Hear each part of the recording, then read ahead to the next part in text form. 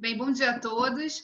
A gente vai dar início agora ao nosso 11º painel de análise dos impactos do novo coronavírus na economia, no social e no ambiental aqui do estado do Rio de Janeiro. E hoje o nosso foco é analisar os impactos no setor de óleo e gás. Esse é um setor importante para a economia do estado do Rio e os impactos já estão sendo sentidos, inclusive, na questão da arrecadação.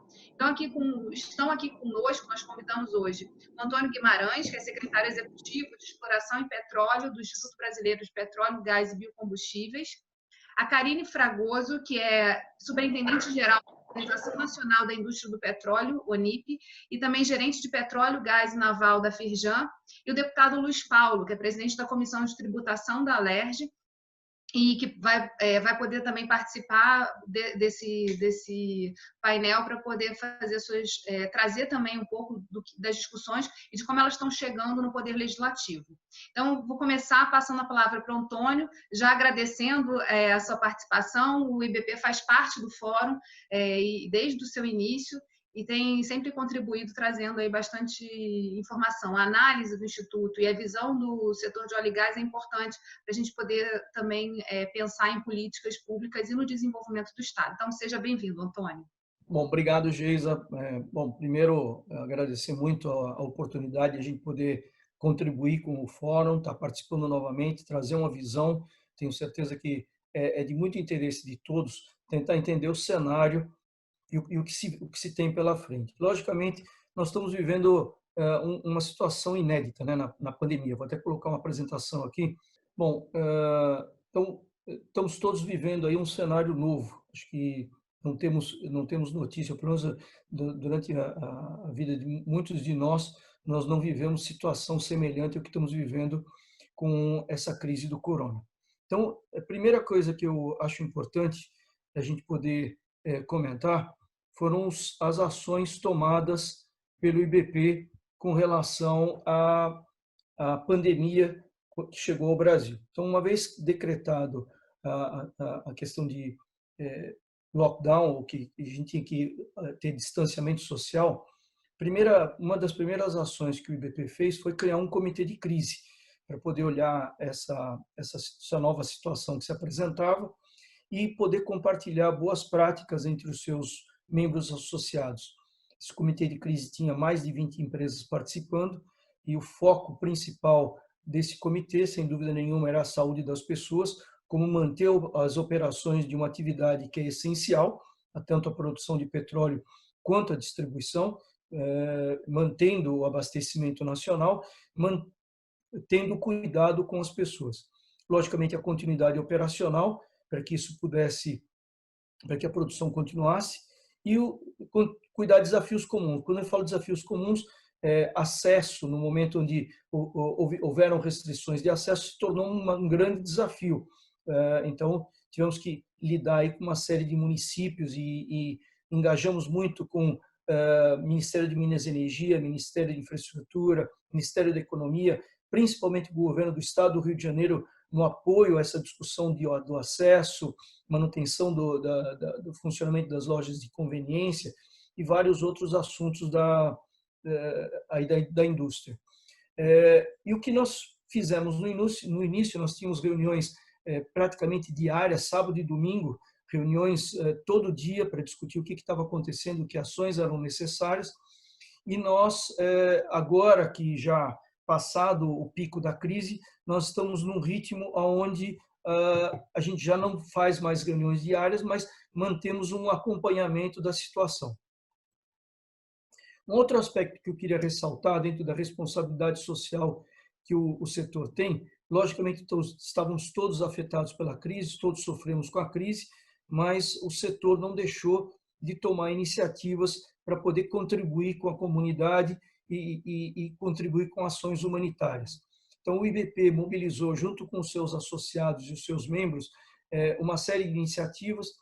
Fizemos uma doação de 5 milhões de reais envolvendo Chevron, Ipiranga, Raízen, Repsol, a Shell, para a construção de um hospital de campanha no Leblon, com 200 leitos.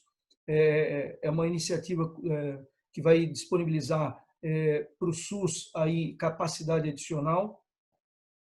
junto com a Fiocruz, com uma iniciativa chamada Unidos contra a Covid, Total e Galp contribuíram com 2 milhões para fortalecer o fundo emergencial da instituição, junto com o programa Ciência D'Or, o IBP, junto com Equinor, SBM, Prumo, investiram 2,5 milhões num programa de pesquisa, e junto com o Conleste, Total e Barra Energia investiram 750 mil reais para garantir a distribuição de cestas básicas e mais de 1 milhão de máscaras para as comunidades do leste fluminense.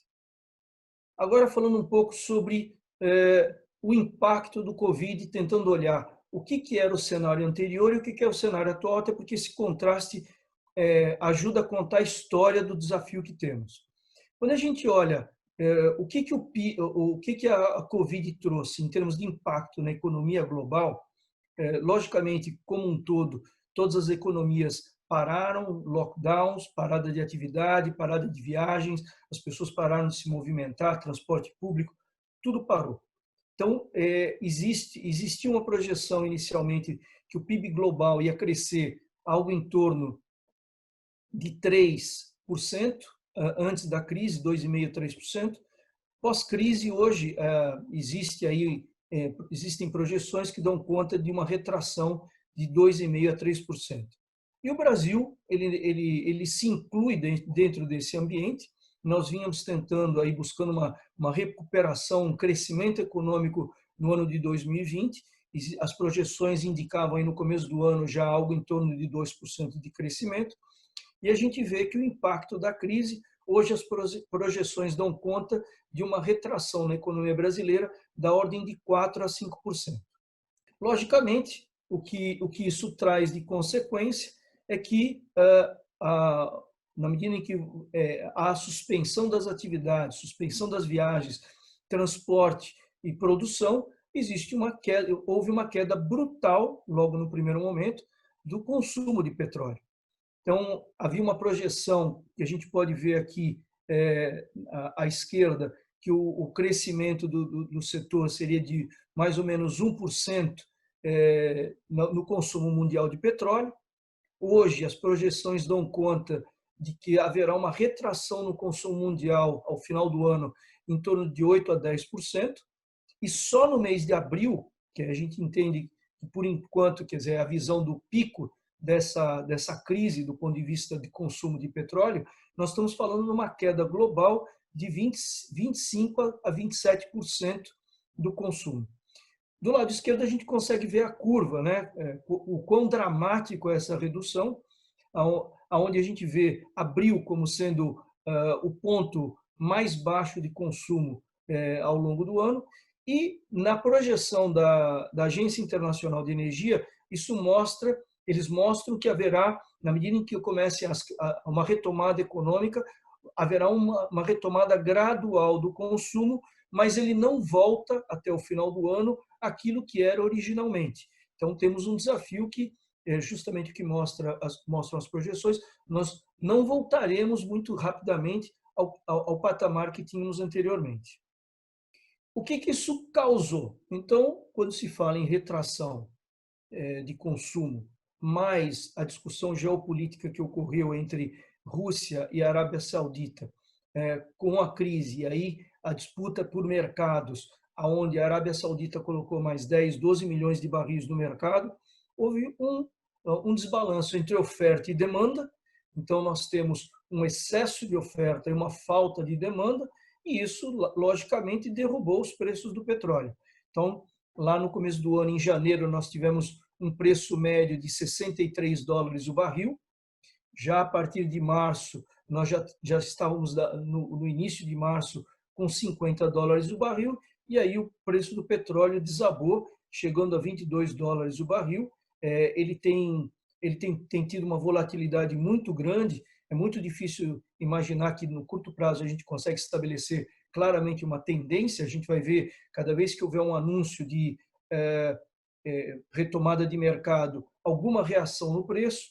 Toda vez que houver uma informação negativa sobre crescimento econômico e sobre ainda países que vão ter que manter algum nível de isolamento, vai ter queda no preço, e a gente vai ver muita oscilação sem se estabelecer uma tendência clara até que a gente saia completamente da crise e comece a haver uma retomada.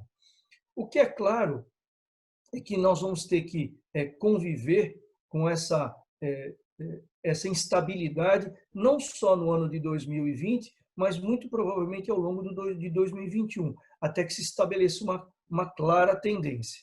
O resultado imediato dessa queda brutal do consumo e do preço para a indústria do petróleo, que foi golpeada duplamente, ela recebeu o golpe da queda da demanda e da queda do preço, foi que as empresas tiveram que reagir para poder preservar a caixa. Então, o mais importante nesse momento, e não é só na indústria do petróleo, todos os segmentos estão fazendo movimentos de preservação de caixa, e isso significou na indústria do petróleo vários anúncios de redução do nível de investimento. Então, as principais empresas anunciaram redução de 20% a 30% do seu CAPEX, que é o quanto será investido no ano ou nos próximos 12 meses. E também várias grandes empresas, incluindo a Petrobras, também anunciou corte das suas despesas, e também da ordem de 15% a 20% a 30%. Tudo isso mostra que o setor também vai estar vivendo uma tremenda retração. Trazendo agora para o Rio de Janeiro. Então, o Rio de Janeiro ele tem aí uma representatividade do setor muito grande, ele tem um impacto econômico muito grande do setor. Quando a gente junta extração de petróleo e gás natural, derivados de petróleo e biocombustíveis e toda a atividade de serviços, que é muito forte no Rio de Janeiro, principalmente no norte fluminense, o setor de óleo e gás representa mais de 40% do PIB industrial do Rio de Janeiro. Então, a gente tem consciência que nós temos uma participação muito grande na economia do Rio de Janeiro. E quando a gente olha o que é o histórico e como que o setor vinha desempenhando, o setor historicamente vinha gerando significativas receitas para o Rio de Janeiro, no passado recente em torno de 20%. Sofremos a crise de 2015 e 2016, também foi uma crise do preço do petróleo, quando essas receitas caíram a 14%, 15% das receitas totais do Estado. E com a recuperação que o setor vinha tendo a partir de 2018, 2019, onde o preço se recuperou e já havia um crescimento do volume, o setor passou a representar 26% a 27% da arrecadação total do Rio de Janeiro. Que, se a gente olhar do lado direito, a quebra dessa arrecadação, dos quase 19 bilhões de 2019, 4,5 bilhões em royalties e participação especial, quase 9 bilhões entre participação especial, e o ICMS das atividades de distribuição de petróleo, dos combustíveis e derivados, quase 5,5 bilhões de reais. Agora, tentando olhar para frente, né? Então, isso a gente olhou onde estávamos. Nós, no final do ano passado, tínhamos um cenário, e a gente vinha celebrando, junto com o Rio de Janeiro, e o impacto que ia ter Rio de Janeiro e Brasil do setor, que nós estávamos iniciando um processo de retomada dos investimentos, retomada do crescimento. Celebrávamos que ao longo de 2020 essa retomada ia acontecer, com grande impacto em 2021. E, logicamente, com a queda do consumo, a redução que as empresas têm que fazer dos seus investimentos e dos seus custos para poder preservar a caixa, esse cenário muda. Quando a gente olha, nós criamos 2 cenários aqui de análise para poder mostrar para vocês. Esses são cenários, não é uma previsão, mas é para a gente ter uma noção do que pode acontecer. Considerando as previsões da Agência Internacional de Energia, que prevê petróleo a $33 o barril esse ano, como média do ano, então muito baixo o valor, e talvez para o ano que vem alcançar uma média de $46 o barril, a gente percebe que são cenários ainda de estresse muito grande para o setor, até porque provavelmente não se terá uma retomada completa aos níveis de volumes que se tinha antes da crise. E nesses dois cenários, o que nós fizemos? Nós criamos um cenário onde a produção total brasileira seja reduzida em 100 mil barris por dia, no cenário A, e no cenário B, uma redução de 200 mil barris, para que a gente possa fazer uma análise. Tá? Então, isso aqui é para efeito de análise, ainda existe muita incerteza para dizer que isso aqui é uma previsão. É um exercício para entender o impacto. Então, a gente vê nesse gráfico a evolução que nós estávamos tendo da produção crescente ao longo dos últimos anos, desde 2014, num processo de crescimento em relação aos anos anteriores, e a gente percebe que na linha azul era a projeção que tínhamos de continuidade do crescimento, aonde atingiríamos um crescimento bastante significativo ao final de 2020, 2021, mudando de patamar, já entrando em mais de 3 milhões de barris por dia de petróleo, isso aqui é só petróleo, não estou falando de gás natural. E dentro desses cenários que nós temos, a linha verde é o cenário A, onde há uma queda dos investimentos e uma retração de 100 mil barris na produção. Então, isso representa, então, ainda para 2020, um pequeno crescimento nesse cenário e para o ano que vem, ainda uma continuidade de um pequeno crescimento. Mas, se nós tivermos o cenário de uma retração maior face a uma necessidade, uma inviabilidade de uma série de projetos de se manterem produzindo. A gente viu que a própria Petrobras anunciou o fechamento de 67 plataformas de petróleo de produção, porque elas passam a ser economicamente inviáveis, né? Dependendo da quantidade que isso represente, esse cenário estaria representando uma redução maior, aonde este ano nós teríamos uma retração de produção e provavelmente a gente consegue algum retorno ao longo do ano que vem. Tá? Então, esse é um dos cenários que o BP está traçando aqui para a gente poder tentar entender o impacto.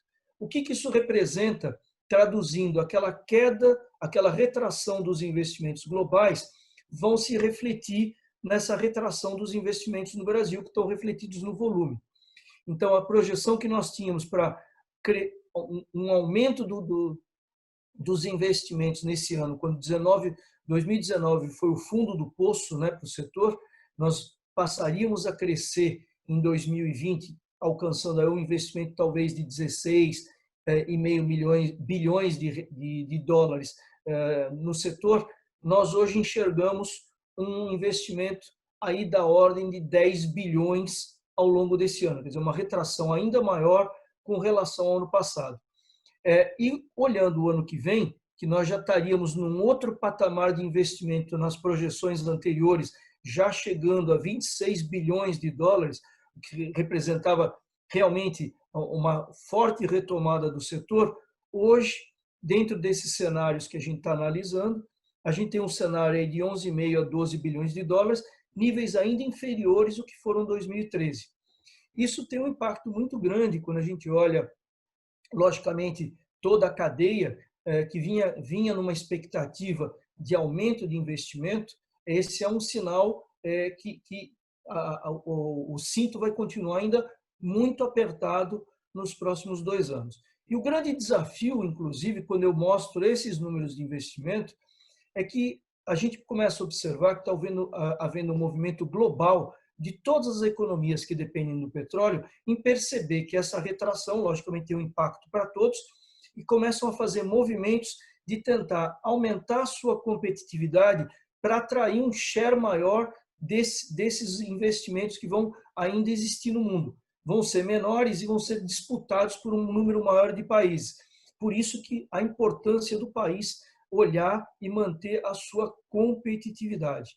Então, a palavra do setor é competitividade, eficiência, baixo custo para continuar mantendo um nível de investimento no país. Bom, consequentemente, com a queda dos volumes que a gente está projetando nesses cenários, né, no ano de 2020, apesar da queda brutal de quase 50% no preço, a gente enxerga, no pior cenário, uma retração do royalty, que é difícil de fazer uma previsão para participação especial, do royalty de 4,5% para 3,5%. Isso significa, logicamente, que nós vamos ter uma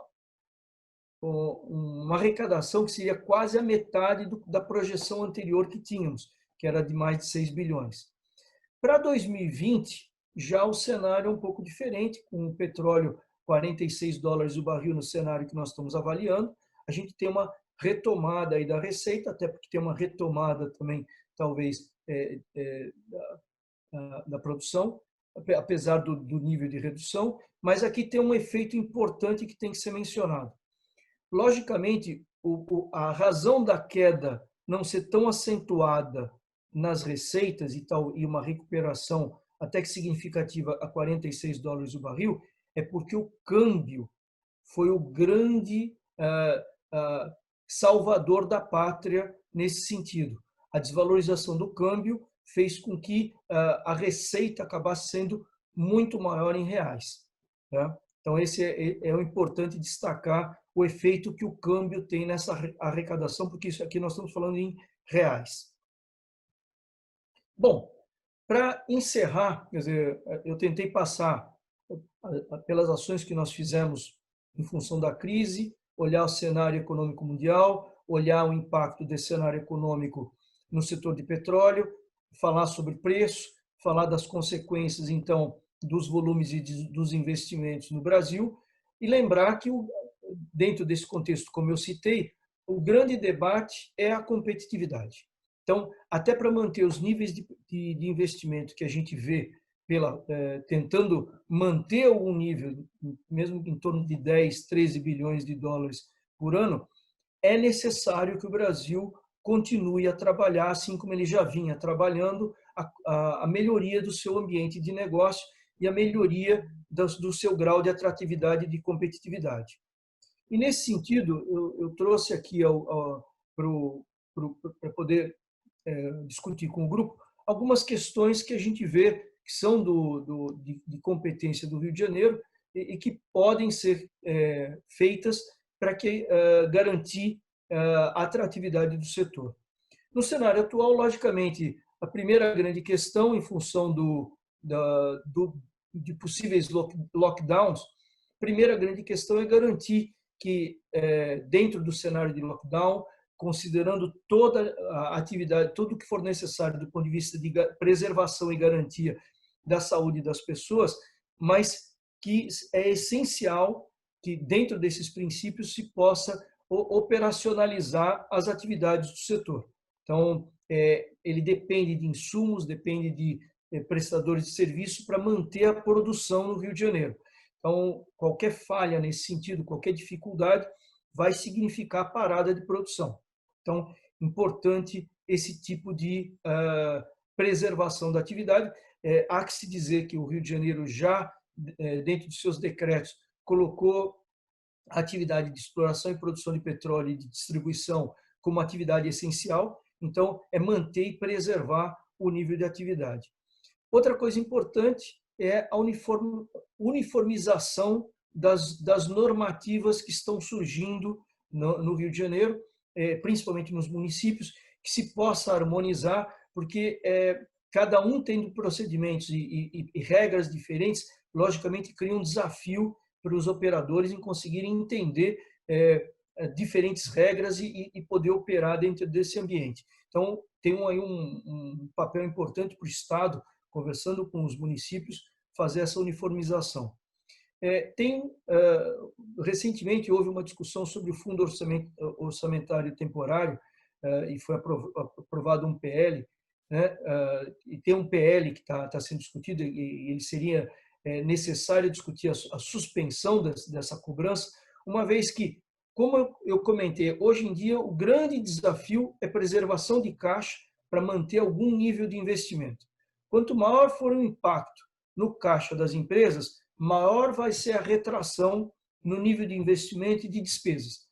Retração maior do nível de investimento e de despesas significa também diminuir o nível de atividade, que impacta não só a cadeia de fornecedores, mas também o nível de geração de emprego. Um outro desafio é a substituição aí dos depósitos judiciais e garantias, uma vez que eu tenho comentado, eu comentei o tempo todo aqui sobre a preservação de caixa, se buscar outras formas de garantias que sejam menos onerosas e mantenham o caixa disponível para que possa se investir nas operações. Então, é importante se olhar essa questão e se achar outras formas para manter a liquidez das empresas.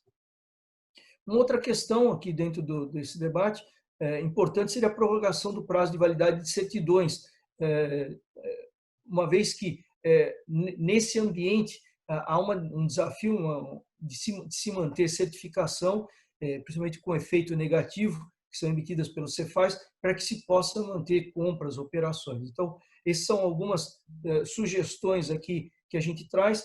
Eu tenho uma outra agenda aqui que eu considero prioritária, e aí também conversa muito com a agenda da própria Assembleia Legislativa, que é até uma iniciativa do deputado Luiz Paulo, a internalização do Repetro. Nós vínhamos aí num processo e estava para ser aprovado o PL 1771 de 2019, no sentido de trazer essa segurança jurídica para o setor, e logicamente a crise ela tirou o foco dessa agenda, mas na medida do possível, assim que tiver um espaço, poder trazer esse foco de novo para a aprovação desse PL.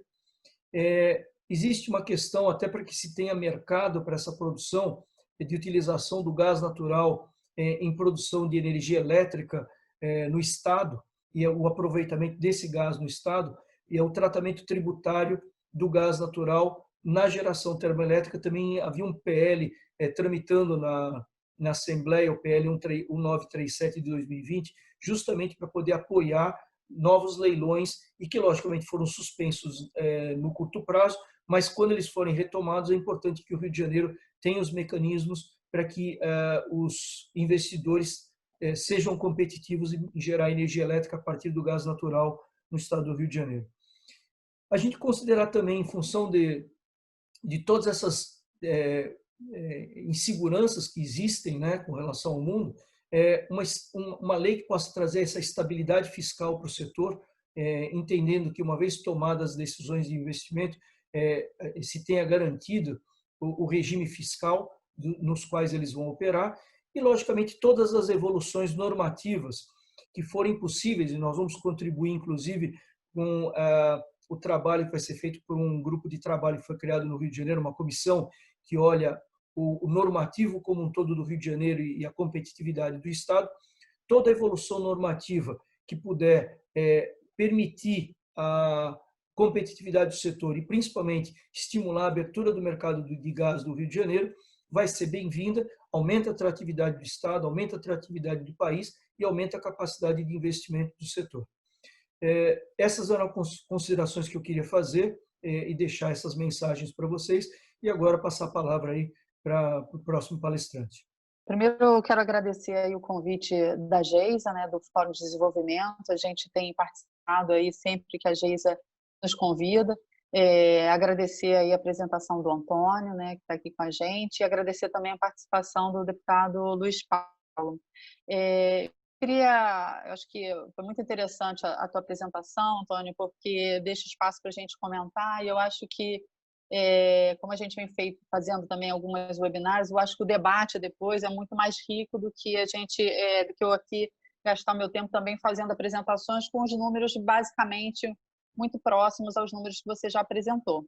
Então, assim, eu queria comentar em cima da apresentação que você fez. Obviamente que a gente, como sistema Firjan, e não só pela Firjan, mas também pelo Senai, pelo SESI, a gente também fez uma série de medidas logo em que foi instalado, né, o isolamento social, a necessidade de isolamento social, no sentido do achatamento da curva de Covid, de contaminação de Covid.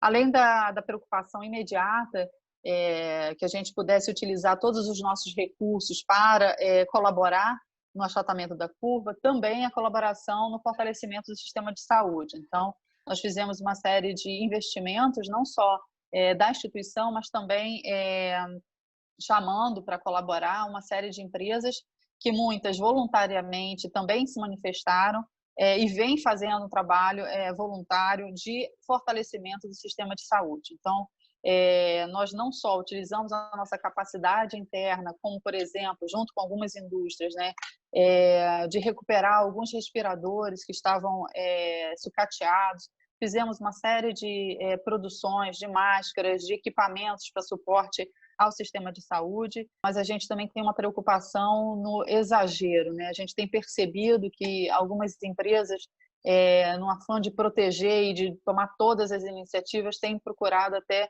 fazer mais do que o necessário, e isso acaba causando impacto também nos custos da própria empresa e dos seus fornecedores. Então, isso também tem sido uma preocupação, uma atenção nossa. Você falou sobre a questão das medidas, não só pelos municípios, pelo Estado, mas também pela União e seus órgãos. Isso é fundamental, a gente está debruçado sobre isso, junto com a nossa área de segurança do trabalho.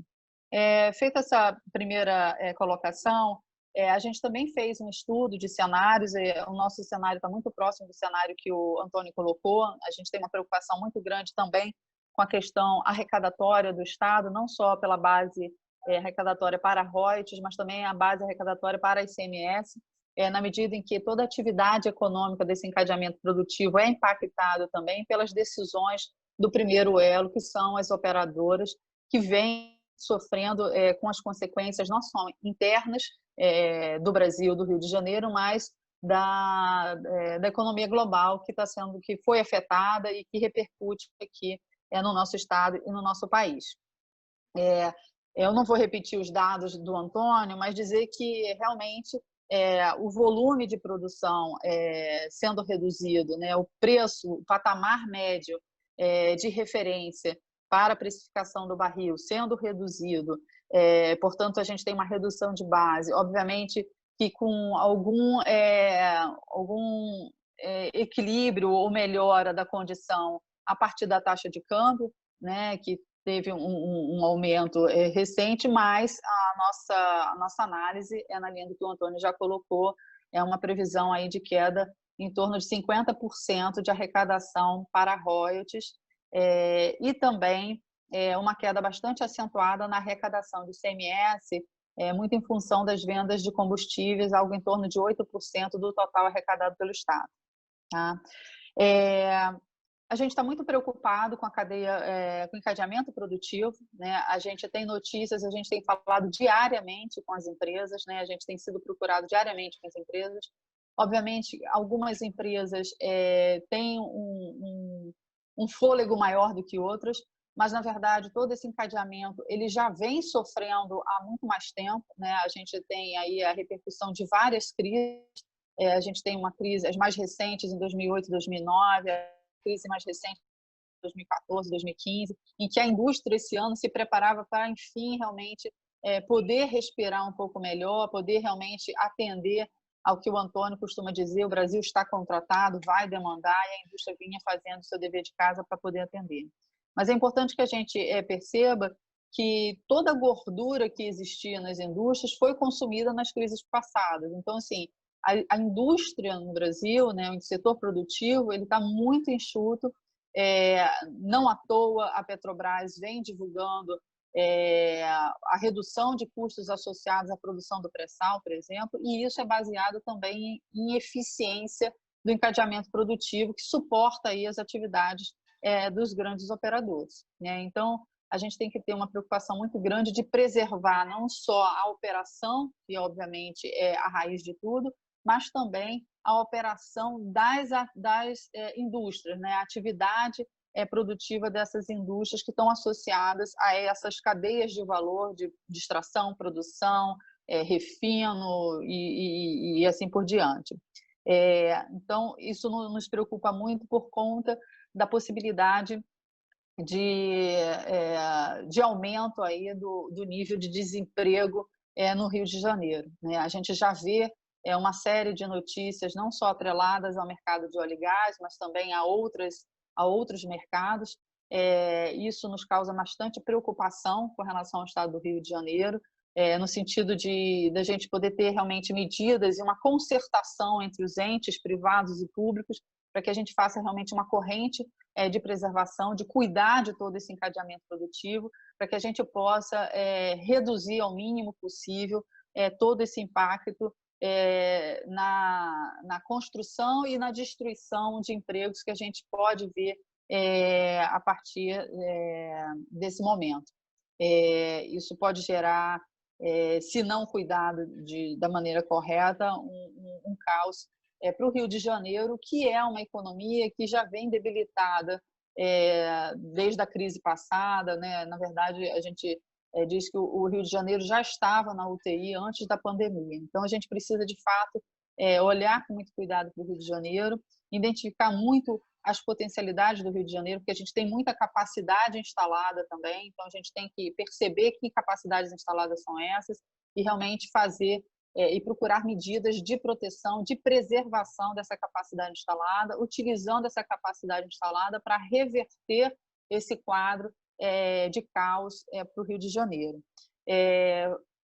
O Antônio estava colocando também uma possível recuperação, né, da base de arrecadação de royalties e de participação especial, como ele bem disse, é mais difícil a gente quantificar e modelar, prever aí a arrecadação por parte de participação especial, mas é fundamental que essa retomada, né, e essa retomada de receita também, ela seja muito bem pensada e trabalhada no sentido do aproveitamento da capacidade instalada. Então, eu estava comentando que a gente vai sair agora de um isolamento social com todo o cuidado necessário, né? A gente deve caminhar aí, obviamente, com todo o cuidado de distanciamento social, a gente vai para o que está sendo chamado de um novo normal, mas esse novo normal também impõe para a gente uma série de outras condições de mercado, cenários de mercado, que a gente tem que olhar muito para fora do Rio, para fora do Brasil também. O Antônio também citou as outras economias, a gente viu uma série de movimentações também, principalmente nas economias da Europa, Estados Unidos, entre outras economias. Todas as economias vão procurar se proteger, a gente não pode ter vergonha de também buscar medidas de proteção e de preservação das nossas empresas, do setor produtivo como um todo. E a gente tem no Rio de Janeiro uma base muito sólida também de capacitação para a área da tecnologia, que a gente pode sim fortalecer como uma saída, como uma possível retomada para o estado do Rio de Janeiro, utilizando a própria indústria de óleo e gás, né? A indústria de óleo e gás é grande demandadora de tecnologia e muita tecnologia que pode ser aplicada em outros setores, em outros mercados da economia. A gente prevê, obviamente, isso antes da pandemia, e isso deve se acelerar ou fortalecer pós-pandemia, que é a migração de empregos diretos desse mercado de óleo e gás para empregos no ambiente mais de tecnologia e de inovação. Então, toda a operação de óleo e gás já vinha demandando e vai demandar ainda mais recursos tecnológicos, ferramentas de suporte às suas operações, e haverá essa migração natural de empregos. Então, o Rio de Janeiro também precisa olhar para essa questão com relação a a sua regulação e ao seu olhar com relação a esse mercado e a esse setor de tecnologia para o Rio de Janeiro. Gostaria de falar também sobre a questão dos custos associados, que o Antônio fez menção a uma série de medidas aí. A gente realmente, quando olha para os custos associados de produção, a gente percebe que, quando a gente compara com o resto do mundo, né, o Brasil tem áreas em que a gente está dentro desse patamar de $35 o barril, então que a gente tem ainda condições de produzir bastante e realmente retomar a curva de produção na medida em que a demanda comece a voltar, mas a gente ainda tem um custo associado muito alto de custo de capital. Então, eu queria colocar foco também, né, na questão do custo de capital, né, a partir do Brasil, que pesa muito na construção dos custos de produção a partir do Brasil. Tá? Falar também sobre a necessidade de fortalecimento das empresas e a atenção para a liquidez das empresas, né? Então, toda a questão relacionada ao fluxo de caixa. As empresas estão, muitas delas, né, obviamente, fornecedoras da operadora dominante, Petrobras, né, estão sem conseguir ter horizonte de receita, uma situação bastante complicada para essas empresas. Então, a gente pede também atenção para que essas empresas possam ser também cuidadas e que haja aí um canal de comunicação bastante atento a essas necessidades, porque a gente prevê, como o Tony colocou, como o mercado e as grandes pesquisas, empresas de pesquisas vêm colocando, a gente tem um mercado enorme, né? A gente vai continuar investindo, obviamente que o patamar muda, mas existe previsão de investimento muito forte. O Rio de Janeiro é a principal área de investimento. A gente continua com a operação, precisa manter a operação, e para a manutenção dessa operação existe muito recurso também colocado financeiro. Então, é importante que a gente utilize esse momento também para que a indústria nacional possa atender demandas e, em muitas oportunidades, inclusive, ser a primeira opção dessas operadoras. E para isso a Firjan também tem e trabalhado para que as indústrias a partir do Rio estejam aptas a esse fornecimento, né, nas condições de mercado que nós temos, mas também avançando no que o Antônio também chamou a atenção, na melhoria da competitividade dessas empresas, né, frente ao que a gente tem como condição de país e de Estado. Então, as indústrias do Rio de Janeiro, muitas estão muito aptas e capacitadas a concorrer, tem um nível de competitividade bastante significativo, mas elas são muito impactadas por todo o arcabouço aí, de regulação e de tributação, de necessidade de reforma tributária e administrativa que possa aí colaborar na melhoria da competitividade. O último ponto, só para eu fechar aqui e passar para o debate, é com relação ao gás natural.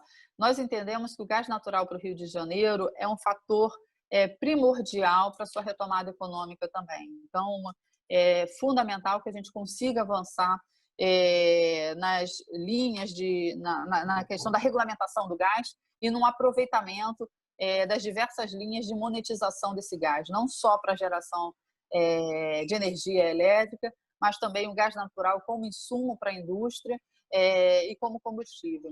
Então, o gás natural pode, sim, colaborar muito com a melhoria da competitividade da indústria do Rio de Janeiro, e a gente entende que o gás natural é fator predominante. Só uma última questão, a indústria de óleo, né, o preço a referência do óleo não deve caminhar, e não é desejável que caminhe para um patamar anteriormente visto, na casa de $65 ou acima disso, porque a gente está competindo com outras fontes, né? Nós competimos com outras fontes. Então, é necessário que o óleo também tenha um preço que seja interessante para o seu mercado. Então, obviamente, que toda a corrida aí para que haja redução de custos, de eficiência no uso de tecnologia e de suporte às suas operações, também porque o óleo concorre com outras fontes, né? Ele não está isolado no mundo como única fonte energética. Então, é preciso que nós também entendamos a necessidade de, obviamente, observar tudo o que está acontecendo, mas caminhar para avançar na produção desse óleo que sofre com competitividade, com concorrência de outras fontes energéticas no mundo, né? Acho que eu paro por aqui e deixo a palavra aí aberta para a gente poder seguir com o debate. Muito obrigada. Obrigada, Karine. Eu passo a palavra agora para o deputado Luiz Paulo, presidente da Comissão de Tributação da Alerj. Deputado, algumas questões são endereçadas diretamente ao trabalho que o Legislativo pode promover. Eu queria que o senhor pudesse falar com a gente sobre as ações que já estão sendo empreendidas e como as discussões têm chegado lá na comissão e na própria pauta da Alerj. Primeiro, eu queria, Geisa, parabenizar você por essa sucessão de eventos, principalmente esse na questão específica de óleo e gás, que é uma das principais atividades econômicas do nosso Estado e uma fonte de receita inestimável. Segundo, dizer também que a gente precisa contextualizar a crise de óleo e gás dentro da crise da pandemia mundial, como bem fez o Antônio nas suas projeções, e particularizá-la aqui no Brasil. Porque nós já atravessamos muitas crises, mas nenhum de nós viveu uma pandemia. E o mais velho aqui sou eu. Isso só meus pais viveram.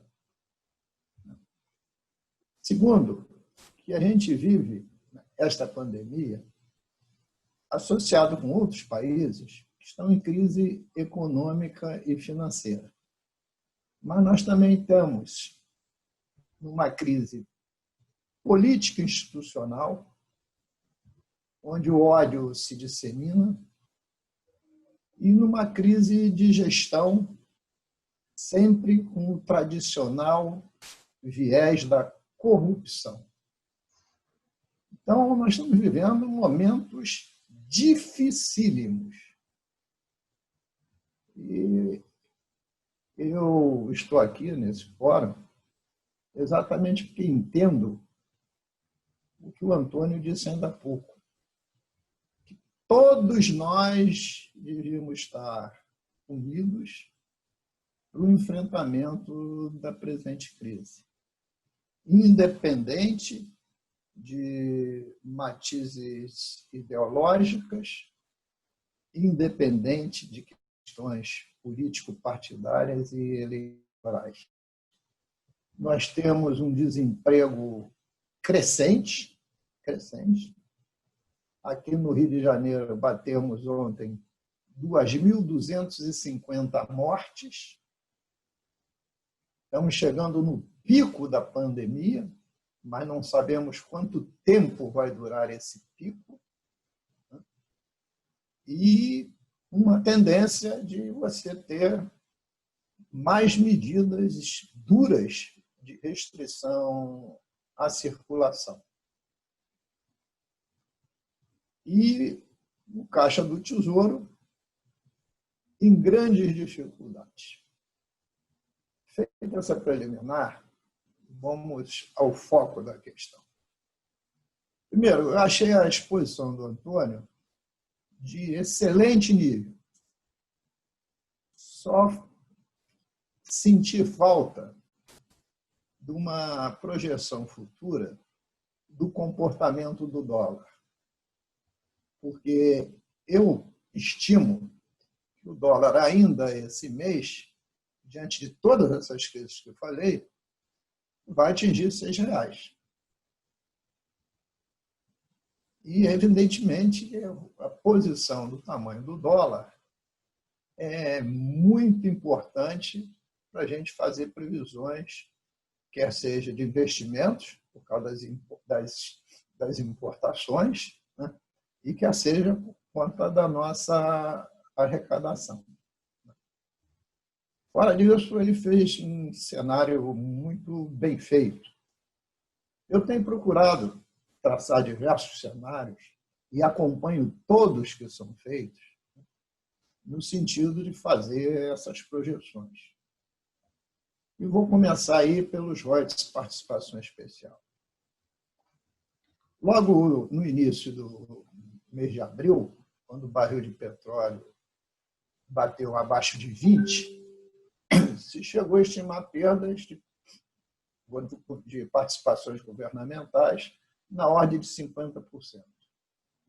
À medida que as negociações entre a União Soviética e a Arábia Saudita começaram a tomar mais corpo, né, e houve as taxas de redução de produção, esse barril começou a subir e hoje está em torno de $31.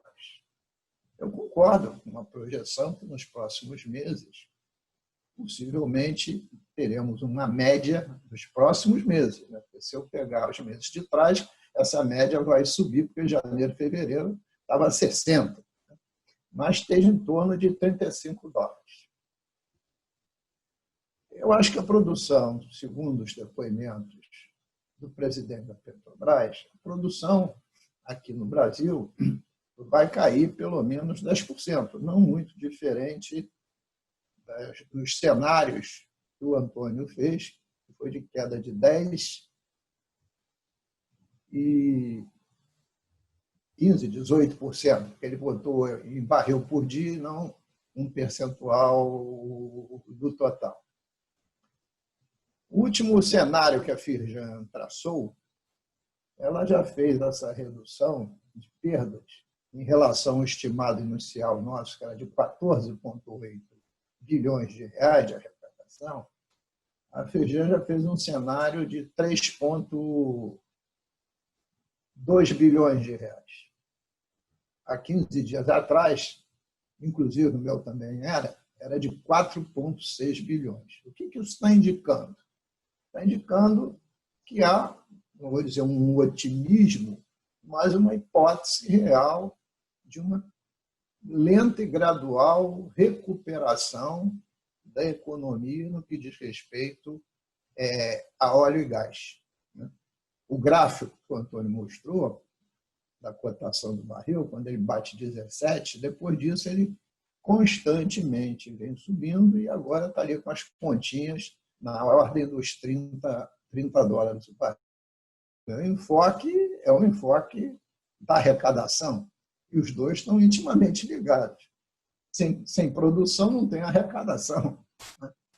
Então, eu acho que essas perdas de royalties de participação especial, previstas catastroficamente, tendem a diminuir. E por um outro problema que a Karina colocou, que eu acho que não há nem problema, é solução. O custo do capital. Eu nunca vi no Brasil a taxa Selic a 3 pontos percentuais. 3 pontos percentuais, em viés de queda. E a inflação vai fechar o ano, quiçá, com 1,5%. O juro nos Estados Unidos, a última consulta que fiz, estava 0,25%. Juro pequenininho. O dólar não pode se manter subindo sempre. Então, existem montanhas de dinheiro para serem alocadas. Mas alocar onde? Vai haver a retomada da economia mundial. Não sei se já em julho ou agosto, mas é natural. Porque os picos das pandemias nos diversos países vão atingindo seus valores máximos e a tendência é as restrições diminuírem. Então, eu acho que pode ter uma oportunidade de aportar capital muito forte nessa área que ainda vai ser uma área muito positiva, pelo menos durante, no meu entendimento, uma década. Então, o custo do capital está baixo, não está alto. Não tem grandes oportunidades. E vejo, do ponto de vista de conciliar interesses, um momento ímpar, que é voltar que o regime do petróleo e gás seja o regime de concessão. É evidente, porque precisa um menor aporte de capital. Você vai pagando na medida que vai produzindo. Como eu gosto de dizer, né? É vovó viu a uva. Às vezes as pessoas não entendem por que vovó viu a uva. No meu tempo, viu, Jair? Quando você estudava na cartilha de alfabetização, tinha lá a alfabetização da letra V, era vovó viu a uva. Quem aprendeu isso, aprendeu tudo. Então, eu acho que esse é um enfoque que o governo do Estado, através da sua Secretaria de Desenvolvimento Econômico, que parte dela são membros ex-integrantes da Firjan, junto com o Congresso Nacional, com o Parlamento Fluminense, escrevendo editorial, etc. Deviam estar marchando nessa direção, porque o Congresso será sensível a isso agora. Nós precisamos retomar a economia. Essa é uma questão, para mim, de fundo, sair da partilha para a concessão.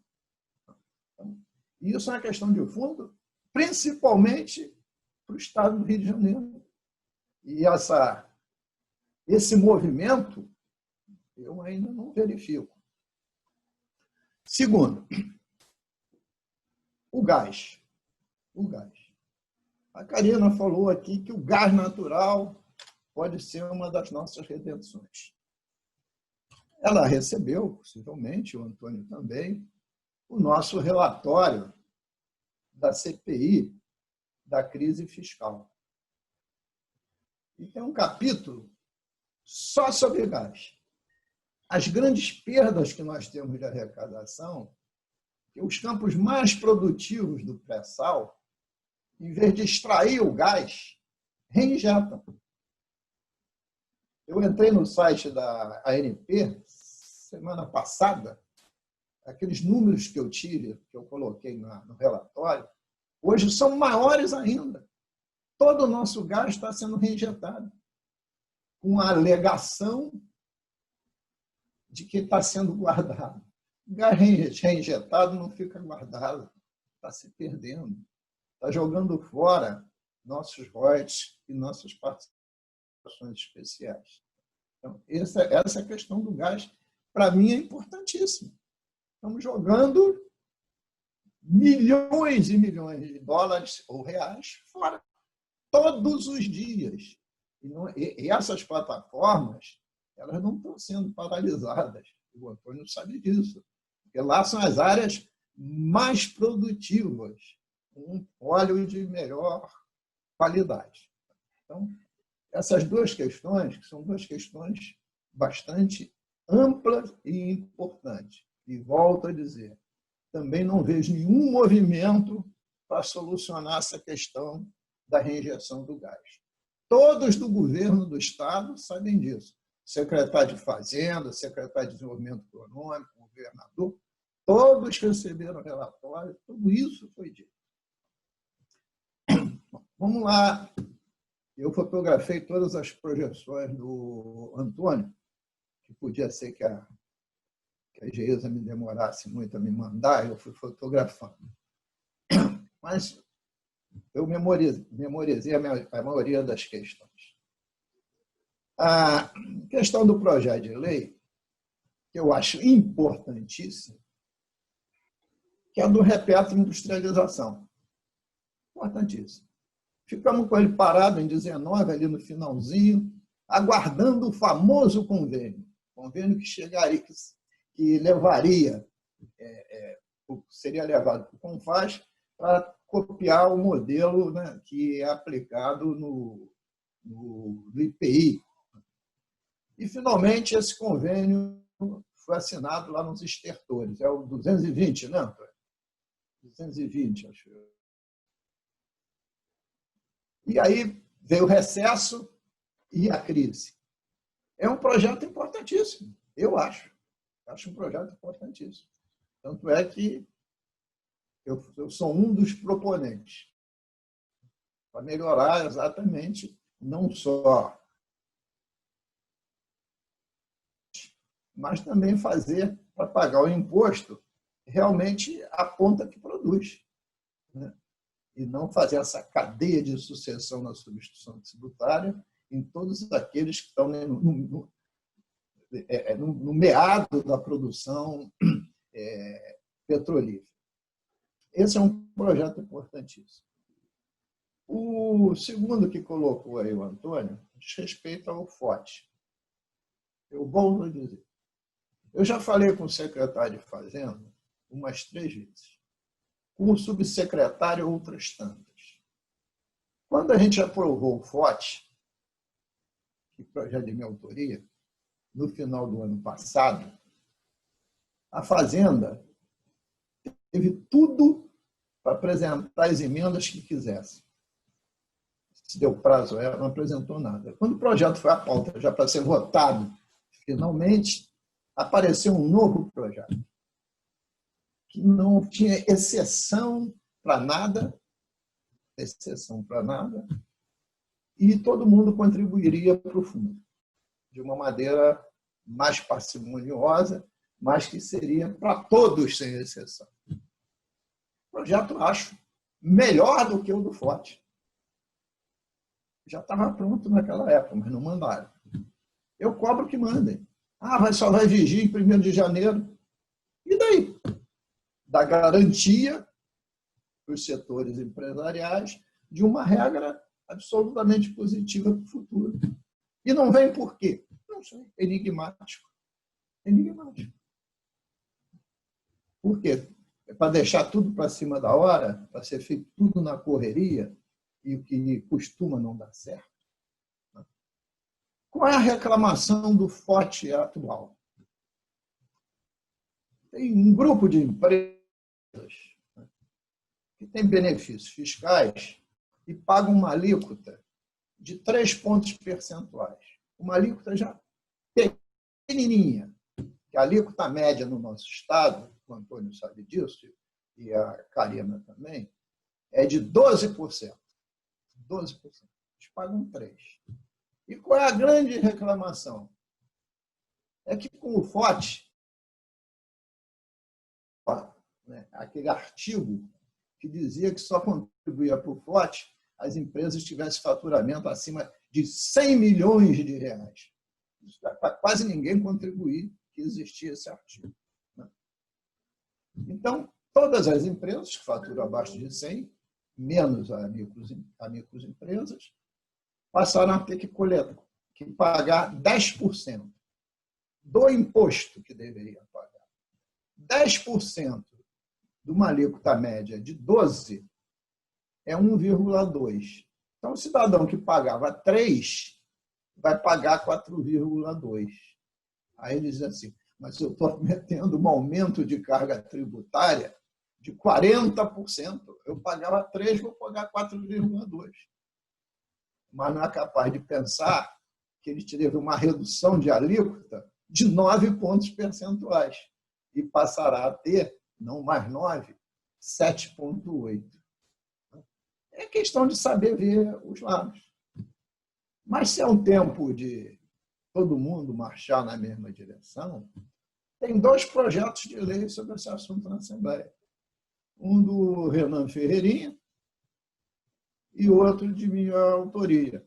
O Renan Ferreirinha quer postergar, depois de acabar a pandemia, o não pagamento do FOT por 2 meses, e o que eu apresentei é que valesse o FEF até 31/12 e o FOT só depois, no ano que vem. Até porque não valeria o ano que vem, porque chegará o outro da Secretaria de Fazenda. Assim o espero. E por que isso não pode ser votado? Porque não tem acordo.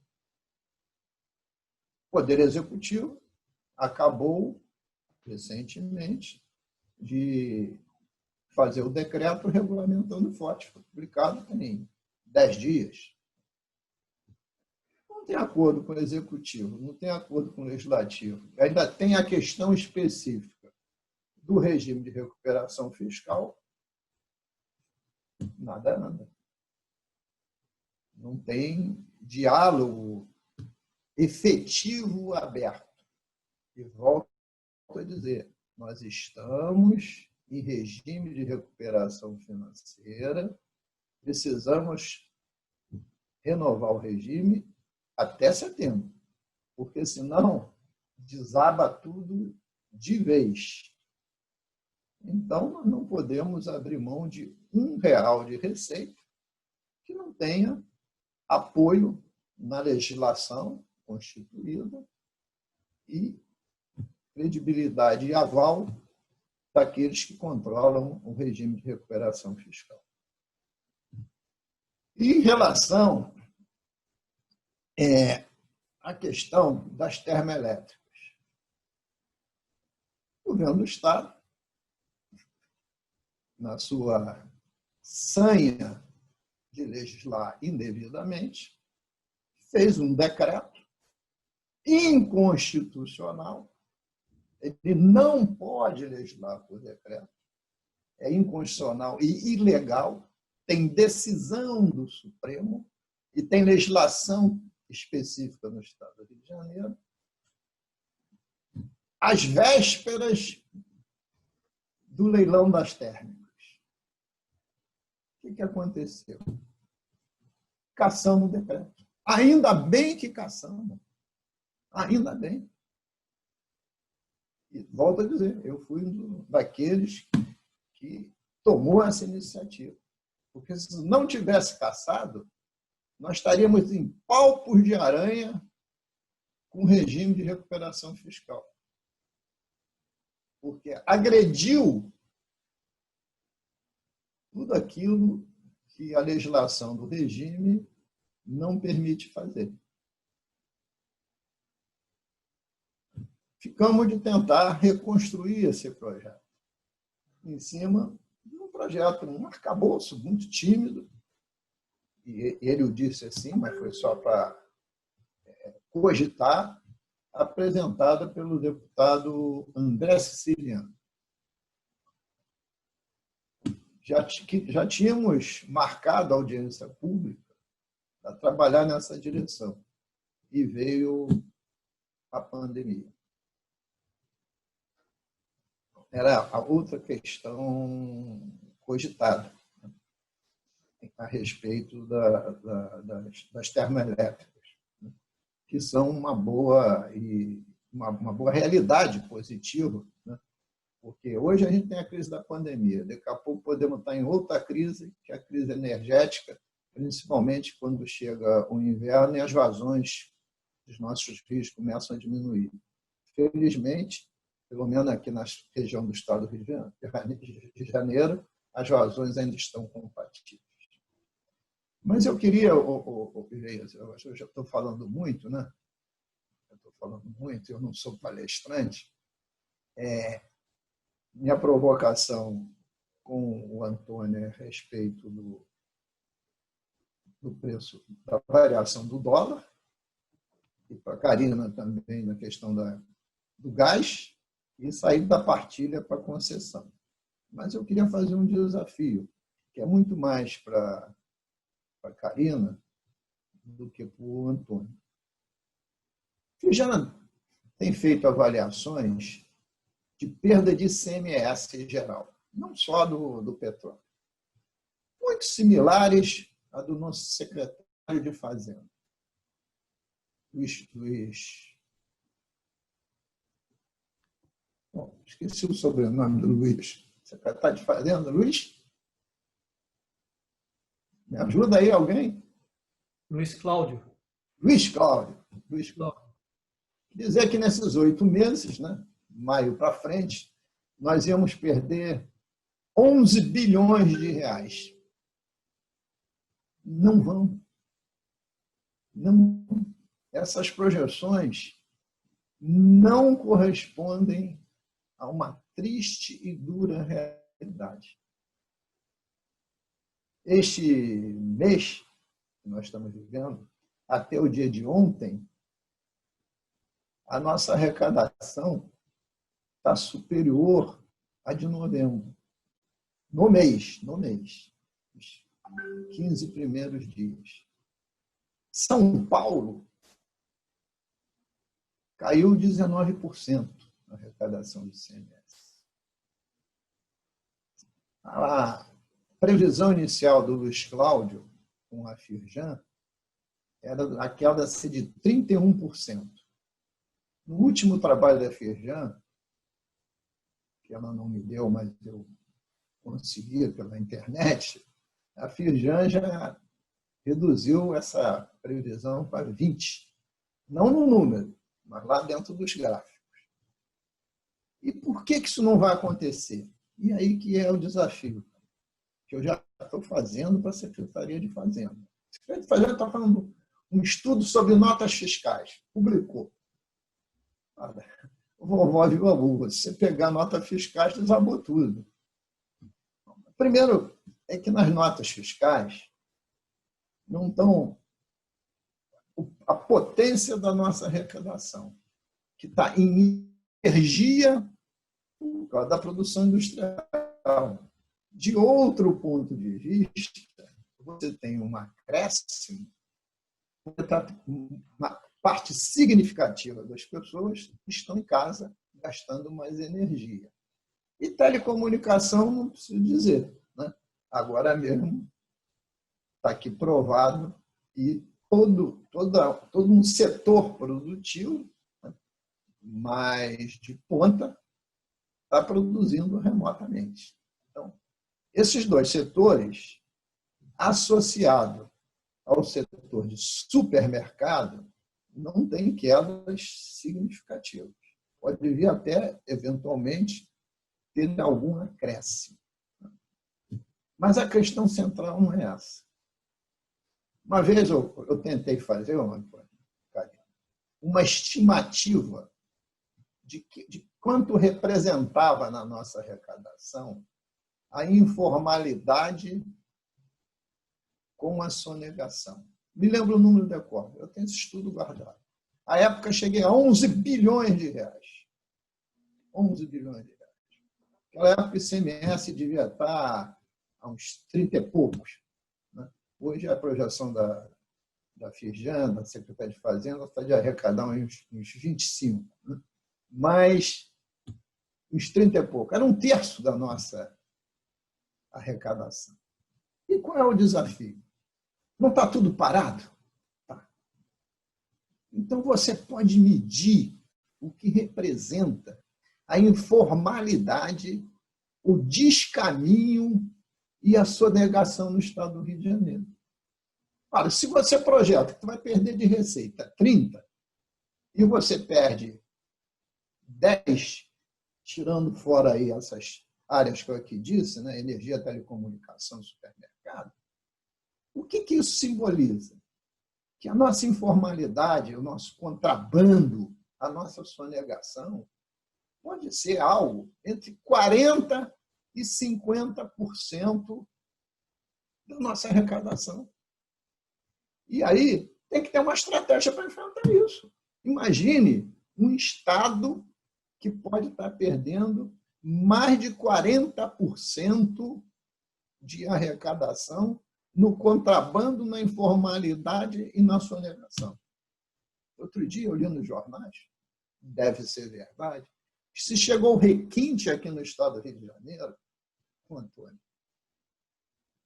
alguns ditos empresários, porque não são empresários, ditos empresários, estão pirateando o cigarro paraguaio, não estão contrabandeando, não estão produzindo aqui com a marca paraguaia. Eu jamais imaginei isso na vida. Pega lá o rótulo do cigarro paraguaio, produz aqui e vende ao mesmo preço. Claro, sem pagar absolutamente nada. Porque, nesse momento, o contrabando está mais difícil, porque as circulações estão restritas, tanto no Brasil quanto no Paraguai, inclusive a ponte, né? Brasil-Paraguai, a ponte da amizade. Então, era hora da gente ter esse estudo, esse é o desafio, para ter uma estratégia sobre isso. Porque, senão, e o Antônio tem razão, diz assim, bom, o Estado do Rio de Janeiro tem da sua arrecadação aproximadamente 20% da indústria petrolífera. Se a indústria petrolífera colapsa, acabou a economia. Acabou a economia. Essa é a questão, para mim, que é uma lição que a gente não podia perder esse tempo. E eu, evidentemente, não consigo fazer isso, não tenho instrumento, nem gente, nem capacidade para ter uma equipe multidisciplinar para fazer isso. Mas teria que ter aí com a Fazenda, com a Firjan, a Associação Comercial, uma unidade de esforços. E daí, depois, em cima disso, ter uma estratégia de desenvolvimento de médio e curto prazo. A gente não sai da crise, como está fazendo hoje, e a gente está discutindo óleo e gás, como acho isso, acho aquilo. A ciência que mais cresce hoje no nosso país é a astrologia. Todo mundo acha alguma coisa. todo mundo acha alguma coisa. E a gente está muito preso, né, a essa área do petróleo e gás. É inegável que estamos presos. Né? Porque não foi algo que o Estado traçou uma estratégia para isso. O Estado foi quase a reboque. Você veja que tudo que é legislação que tem que acontecer, ela não precede o que ocorrerá.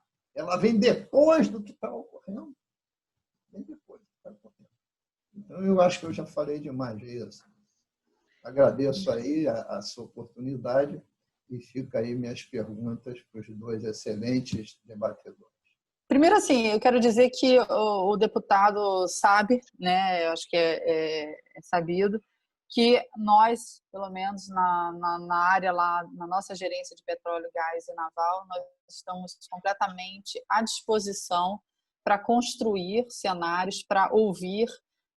Eu digo sempre que a escuta é muito importante, é fundamental, e não só escutar as indústrias, né, as dores das indústrias, mas escutar também os outros atores. Então, é fundamental essa concertação, e para a gente poder criar cenário, a gente ouve a indústria e ouve os agentes públicos também. Tá? Obviamente que a gente não tem todos os elementos, né? Como dizem, uma andorinha sozinha não faz verão, né? Então, é óbvio que a visão do deputado é fundamental para a gente poder calibrar os cenários. Eu queria fazer um comentário com relação à informalidade.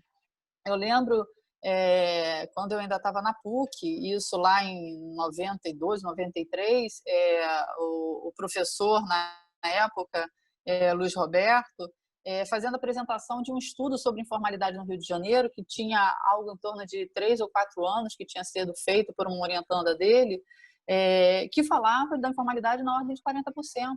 O Rio de Janeiro é muito informal.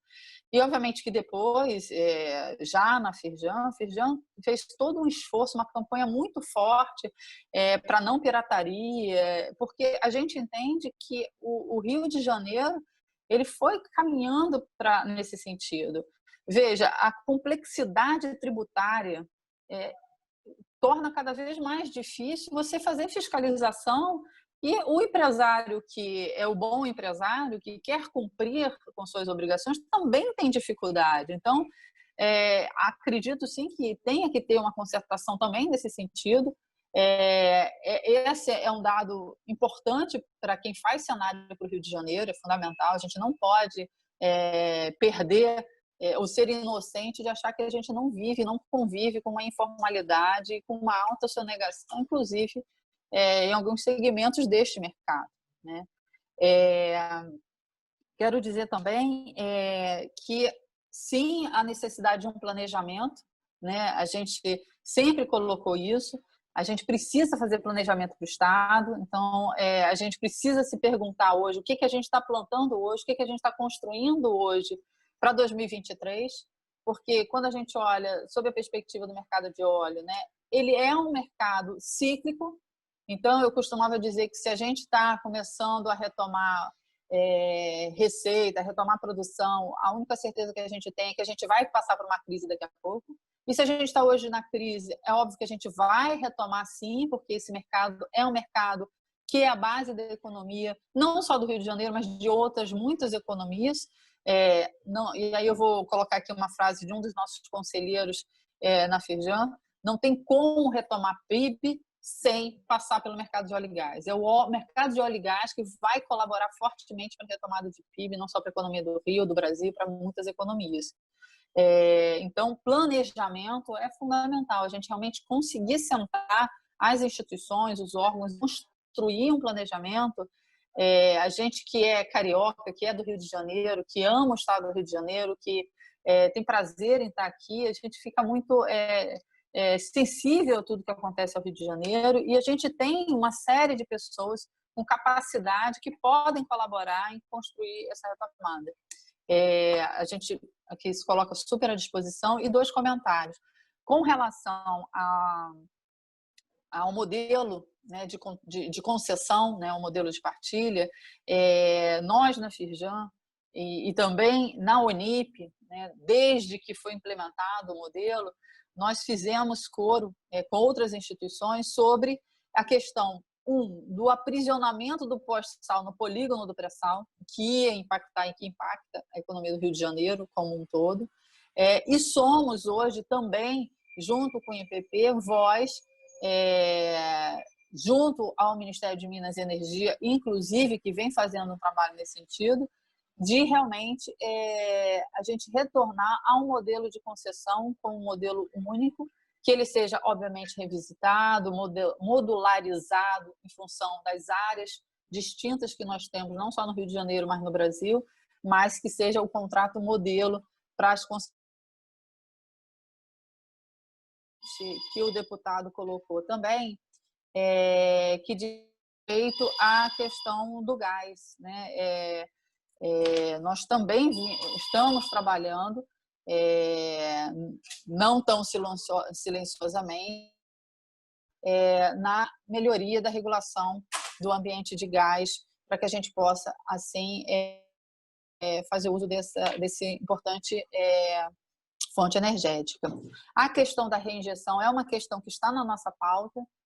O deputado tem acesso, e se ele não tiver em mãos qualquer documento que nós colocamos, nós falamos sobre a questão da reinjeção, que é um percentual bastante considerado no percentual de produção, né?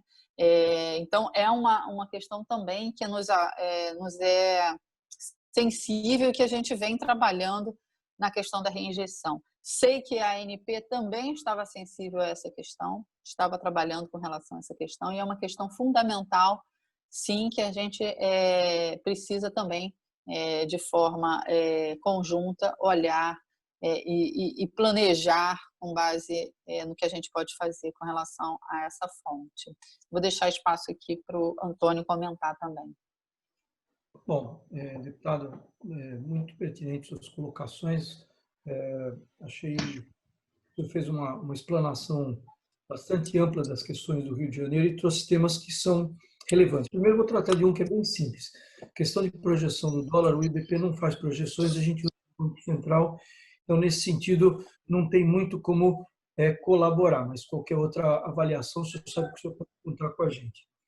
Agora, o senhor trouxe um tema que é muito importante, a Karine já mencionou também, a questão de partilha versus concessão, quando a gente olha para frente, e eu mencionei a questão de competitividade do país, o regime, tirando visões ideológicas, tirando visões outras, o IBP defende, desde da discussão de regimes e ao longo de todo o processo, que o melhor modelo para se explorar a produção de petróleo no Brasil é a concessão.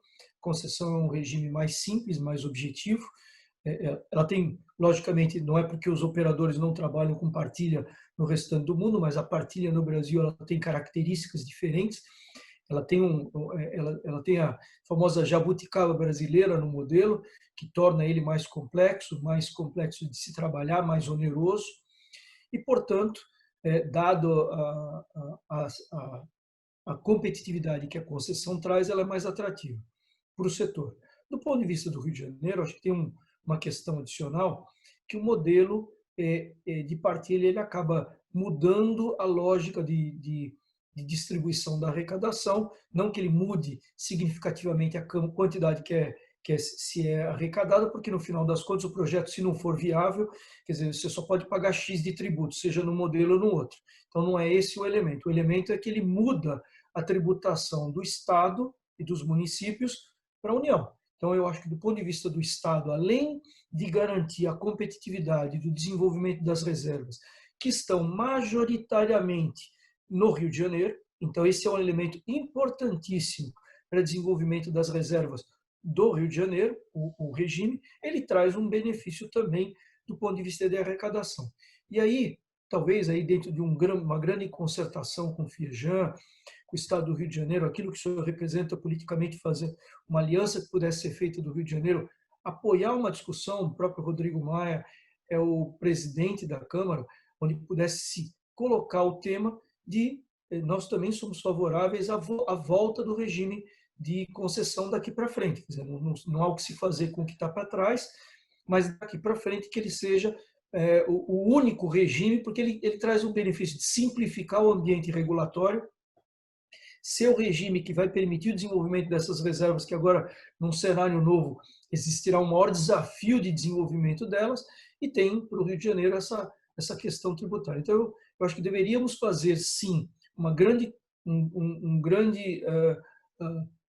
concertação entre nós, um apoio, uma organização política para se fazer esse debate, se conversar com o governo federal, o Ministério de Minas e Energia, até porque, para os novos leilões, dado que a gente costuma dizer que o filé mignon já foi, agora a gente tem que lidar com áreas que são absolutamente normais comparadas com outras do mundo, é a concessão que vai garantir a competitividade dessas áreas em leilões futuros. Então, eu até me coloco à sua disposição, gostaria de a gente poder sentar para conversar como é que a gente organiza essa discussão mais ampla. E só complementando e até o saudando com relação ao PL do Forte, o senhor que foi originalmente o proponente do PL, achamos importante que o senhor não deixe de continuar perseguindo a aprovação do seu PL, que nós entendemos ele é importante, colocando o início da arrecadação para o início de 2020. Então, tem o nosso apoio para que a gente possa tentar trabalhar com o senhor essa aprovação. Tenho aqui uma pergunta também, lá no YouTube, que está sendo exibido ao vivo a discussão, do Alexandre Sherman. Está sendo realizado algum estudo, e aí nas instituições, levando em conta o impacto da eventual aplicação da Lei 12.351 de 2010, que dispõe sobre a nova forma de distribuição espacial dos royalties? Só dizer que sim, nós fizemos um estudo, na verdade, quando nós tínhamos a data ainda no ano passado. Esse estudo, obviamente, que é válido ainda, né? Nós defendemos, né, que a distribuição de royalty, o critério utilizado para a distribuição de royalty era o critério adequado, porque realmente privilegiava, né, colocava, na verdade, o Estado produtor e os municípios produtores de forma adequada na distribuição, já que são esses territórios que são impactados pela atividade de produção. Portanto, são esses territórios que precisam, sim, responder a uma maior demanda em função das atividades nos seus territórios. Então, o que a gente diz é que quem tem risco é quem deve ter aí a maior parcela de recolhimento de royalties, né? Essa é a base do nosso estudo. O estudo está à disposição de vocês.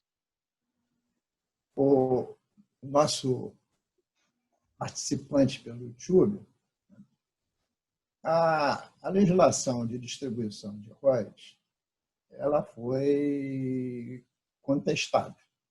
O Supremo ia decidir essa questão agora em abril. Felizmente, saiu de pauta por causa da crise da pandemia. A questão, basicamente, é o seguinte. Quando a Constituição de 88 criou a figura do royalty de participação especial, ela visou compensar especificamente, nessa época, o Estado do Rio de Janeiro, todo produto nacionalmente, ele é taxado na origem. E só o petróleo, os derivados de petróleo, passaram a ser taxados no destino. Então, para compensar essa perda imensa do Estado do Rio de Janeiro, se fez a questão da distribuição do royalty segundo os estados e municípios produtores.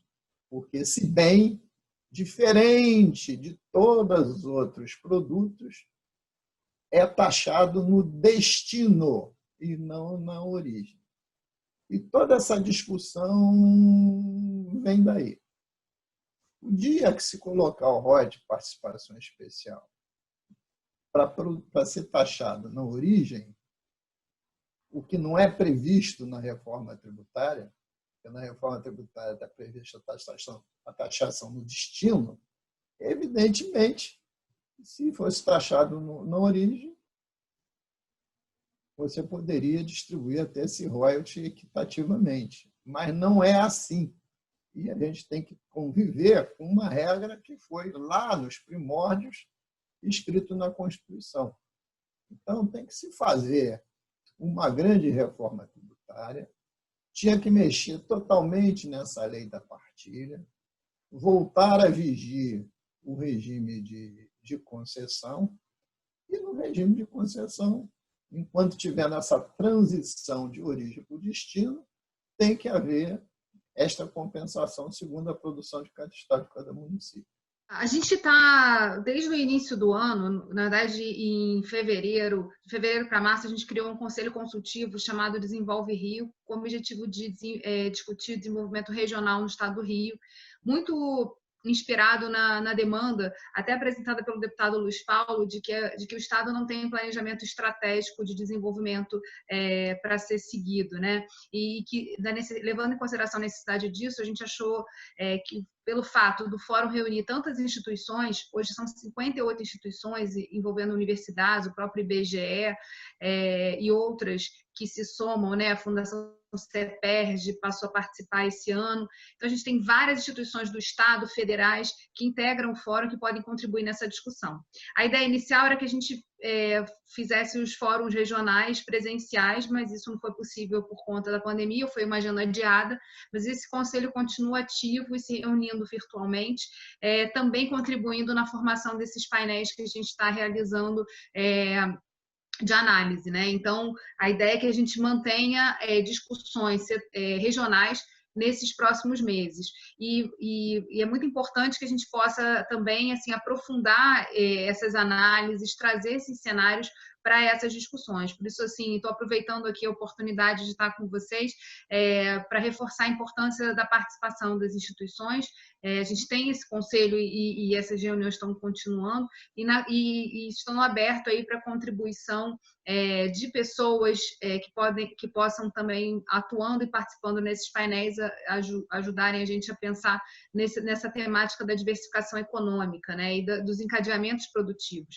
O setor de óleo e gás, ele tem uma cadeia bastante extensa, e pensar como os municípios podendo ter em mãos, né, ter como referência e radar esse pensamento da diversificação, o que pode ser fomentado e também trazido para que dentro das plantas produtivas municipais essas novas atividades possam ser atraídas, enfim, dentro de um regime que possa estimular que elas venham e estejam aqui no estado do Rio de Janeiro, se somando a tantas outras que a gente já possui. Então, assim, é uma atividade que a gente permanentemente tem levado aqui nesses nossos encontros virtuais e que está à disposição para a participação de todos vocês. A gente está agora caminhando para as considerações finais e aí eu gostaria de que todos fizessem os comentários para a gente poder encerrar esse painel online, entendendo que esse é um debate permanente, ainda com muitos capítulos aí que nós vamos ver acontecer, e voltaremos, logicamente, a discutir, a trazer essas atualizações em breve. Então, é quase que um painel que não termina, porque tem muito trabalho aí por trás e no levar à frente essas discussões, mas que eu acho que a gente tem que ir marcando e também absorvendo esses históricos e essas análises enquanto a gente está vivendo o problema, para que a gente possa sair dele com uma projeção mais próxima do que veremos, né, pela frente, e também atualizando essas visões que são dinâmicas, né? A gente, por mais projeções que a gente possa fazer, a realidade sempre pode nos surpreender profundamente, como a gente falava. Eu me lembro de participar de algumas discussões no IBP, né, assistir algumas análises de cenário, e enquanto a gente estava vivendo uma situação muito dura no estado do Rio de Janeiro, a gente via a indústria muito otimista com o futuro, que ajudava a animar naquele momento. É importante a gente estar caminhando junto nesse processo. Vou passar na ordem, então vou para essas considerações finais para o Antônio, Karine e depois o deputado para a gente encerrar. Bom, obrigado, Geisa, pelo convite de novo. Quero agradecer a oportunidade. Eu acho que temos que manter esse diálogo aberto. eu acho que foi muito oportuno poder trazer as visões do setor de petróleo. Não tenho dúvida, quer dizer, a importância que ele representa para o Rio de Janeiro e também a importância que o Rio de Janeiro representa para esse setor nesse trabalho que eu mencionei de a gente manter a competitividade do país. A principal reserva petrolífera fica no estado do Rio de Janeiro. É de interesse do Estado que exista, que esse setor seja competitivo, que possa estar no futuro voltando a retomar suas atividades. Logicamente, esse futuro ainda é um pouco incerto, mas que a gente possa trabalhar para que ele seja o mais breve possível, e temos todo o interesse em trabalhar em parceria com o Estado, buscando no curto prazo, primeiro, logicamente, enquanto durar a pandemia, olhar para a questão de saúde, cuidar dos procedimentos, padrões que são necessários para que a gente possa, em algum momento, começar a olhar a retomada e, no momento seguinte, quer dizer, olhar as questões e como é que a gente volta a atrair o investimento, como é que a gente traz de volta a pujança, tudo e todos os benefícios que esse setor tem para poder contribuir com o Estado do Rio de Janeiro. Quero agradecer a todos, deixar aqui meu abraço a todos. Obrigada, Antônio. Karine. Quero agradecer também, Geisa. Eu acho que é uma grande oportunidade, né, da gente conversar sobre o Estado do Rio de Janeiro, sobre a perspectiva do óleo e do gás. Parabenizar você aí pela iniciativa e pelos webinars que você tem feito. A gente se coloca à disposição também para divulgar, porque são pautas fundamentais para o Estado do Rio de Janeiro. Dizer que a gente está sempre disponível para colaborar, a gente tem conversado muito e tem trabalhado, minha equipe técnica, junto com a equipe que o Antônio tem também, tem colaborado, conversado com o próprio deputado Luiz Paulo, que sabe também da nossa disponibilidade em construir argumentações e cenários que sejam os mais próximos da realidade. Obviamente que dados a gente coleta no mercado e que a gente pode, sim, melhorar cada vez mais. Por isso é importante a gente estar realmente sempre alinhado. As visões são realmente distintas, mas a gente se coloca super à disposição sempre para construir essas respostas que o Estado precisa, né? Sempre atentos à coletividade, né? Totalmente à disposição, e que a gente consiga seguir aí, talvez com uma agenda de trabalho mesmo mais firme, né? Talvez no passado a gente tenha tentado de alguma forma, a gente é sempre atropelado pela rotina e pelas demandas urgentes. Eu tenho dito que os nossos dias estão cada vez mais longos e as nossas demandas cada vez mais urgentes, mas a gente precisa encontrar espaço para a gente realmente construir essa concertação entre as instituições e os órgãos. Super à disposição, muito obrigada. Só uma menção, você me perguntou aqui sobre o estudo não está disponível no nosso site, link. Eu vou pedir para a gente colocar à disposição e passo para você para poder fazer a divulgação do estudo, ok? Maravilha. Obrigada. Obrigada, Karine. Deputado. Primeiro, Geisa, dizer que essa discussão foi extremamente proveitosa. Eu acho que a Karine tem razão. A gente está engolido, nesse momento da pandemia, pelo nosso dia a dia. A Assembleia faz, Karine, 4, 5 sessões por dia. Não é um problema de fazer as sessões que começam às 15 e acabam às 19. É que você se prepara para elas. Antes, tem todos os votos na Comissão de Constituição e Justiça, tem os votos das comissões, você tem que ler os projetos. Então, você está sempre correndo atrás do prejuízo. E isso faz com que você se distancie um pouco de estar pensando no pós-crise. E a gente precisa firmemente pensar essa pós-crise. Eu fui anteontem nas discussões do projeto de telemedicina. Eu dizia que é um desafio industrial. Que uns 3 anos atrás, nós discutimos a possibilidade, lá no Porto de Açu, de ter um polo de indústria farmacêutica. Aí eu fiquei assim, discutiu-se isso e não foi para frente. A gente está vivendo o quê? Imagine que a Índia deixe de exportar os insumos básicos dos medicamentos. Não tem remédio no Brasil em escala suficiente. A China produzia respirador, não deu conta do mundo. Então, nós estamos enfrentando essa pandemia numa dependência total. Por isso, essas discussões são importantes, né? Discussões importantes, porque a gente pode também olhar um pouco mais para frente, pós-crise. Então, fico satisfeito e me coloco à disposição do nosso fórum para outros debates, desde que não sejam produzidos terças, quartas e quintas, terça, quarta e quinta na parte da tarde. A Firjan adora fazer um evento terça, quarta e quinta na parte da tarde. Eu leio, eu queria estar presente, mas não dá. Muito obrigado. Obrigada, deputado. E esse é o grande desafio, né? Porque com a passagem para o mundo digital, a gente tem uma programação gigantesca, né, de análises e debates que dá vontade de participar, mas não dá tempo no dia de dar conta de tudo isso. Então, mas eu achei assim, muito importante a participação do senhor nesse painel, até para a gente poder justamente criar essa interação, né, e poder pensar como que o legislativo tem um papel fundamental. Ontem a gente fez um debate sobre o papel dos consórcios intermunicipais.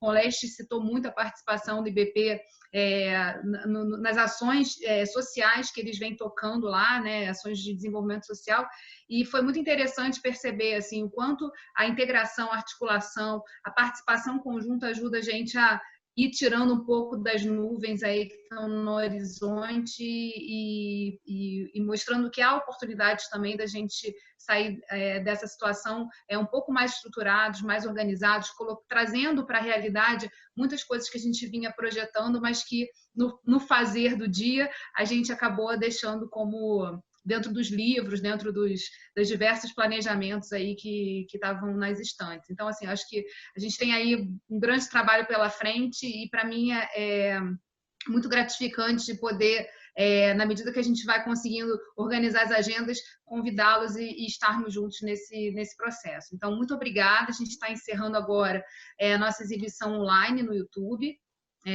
Deixando aí o convite para os próximos e pedindo para vocês ativarem as notificações para poder receberem essas atualizações todas as vezes que a gente entrar ao vivo lá no canal.